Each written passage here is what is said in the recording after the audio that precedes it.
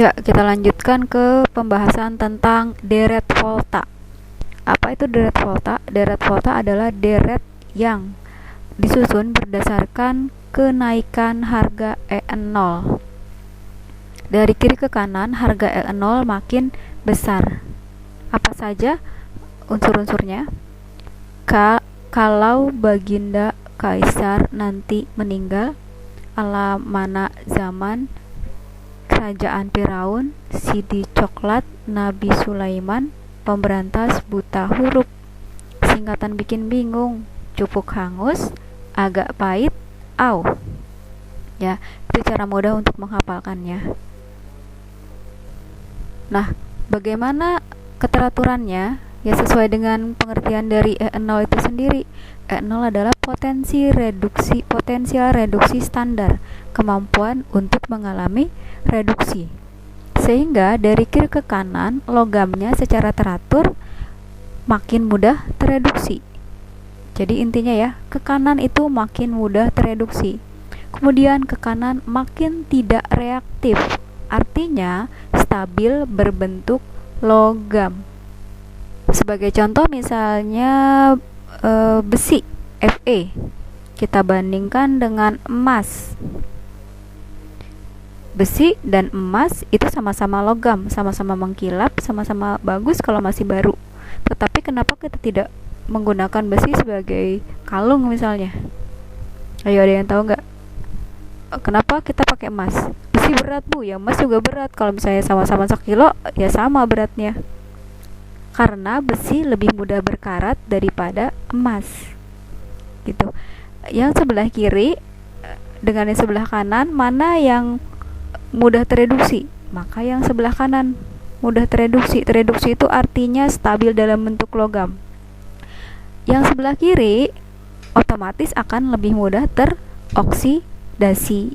Besi akan lebih mudah teroksidasi atau lebih mudah berkarat daripada emas. Oleh karena itu, logam mulia atau logam yang dipakai sebagai perhiasan atau bahan dasar perhiasan itu yang ada di sebelah kanan karena mereka stabil. Contohnya misalnya emas, platina itu emas putih, kemudian perak, raksa, tembaga juga kan dia susah berkarat. Nah, yang sebelah kiri ini yang sangat makin ke kiri makin reaktif, makin ke kanan makin tidak reaktif. Ini contoh misalnya tadi ya, besi dengan emas, mana yang lebih mudah berkarat? Besi lebih mudah teroksidasi daripada emas. Yang kiri lebih mudah teroksidasi daripada yang kanan.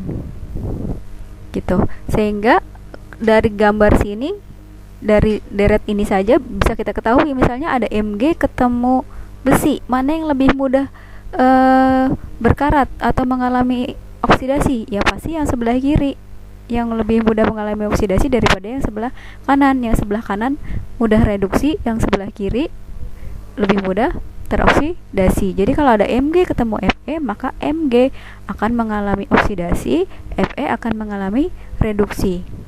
Tapi sebaliknya, kalau misalnya Fe ketemu sama emas, Fe akan mengalami oksidasi, emas atau Au akan mengalami reduksi karena Fe ada di sebelah kirinya emas.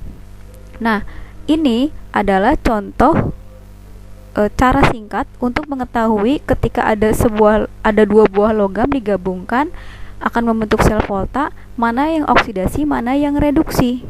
Kita lihat status dia di deret volta, ada di sebelah mana, sebelah kiri atau sebelah kanan. Misalnya contoh yang sudah kita jelaskan, misalnya Zn ketemu Cu. Kenapa Zn dan Cu di sini langsung Zn-nya oksidasi, Cu-nya reduksi?